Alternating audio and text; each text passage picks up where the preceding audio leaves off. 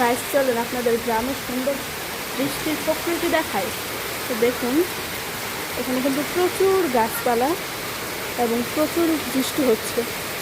তো তেমন একটা বোঝা যাচ্ছে না ফোনে, কারণ বৃষ্টিগুলো দেখা যাচ্ছে না। তো এখানে কিন্তু অনেক পানি জমে গেছে, এখান দিয়ে এই যে অনেক পানি জমে গেছে। আর এখানে প্রচুর গাছ, যার জন্য অনেক বেশি বৃষ্টি হয়। তো আপনাদের চলুন অন্য সাইডে নিয়ে দেখাই। তো আমরা এখন এই সাইডে চলে আসবো। তো এখানে হচ্ছে এইখানে বোঝা যাবে তেমন একটা না, এইখানেও বোঝা যাচ্ছে না।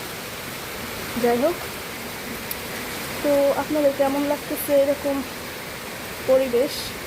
এখানে আজকে তেমন একটা বাতাস নাই, কিন্তু হালকা বাতাস, অনেক ভালো। এরকম বৃষ্টি হলে তো ভালোই, অনেক কিন্তু অনেক সময় কী হয়, অনেক বেশি বেশি হচ্ছে যে বিজলি হয়, বিজলি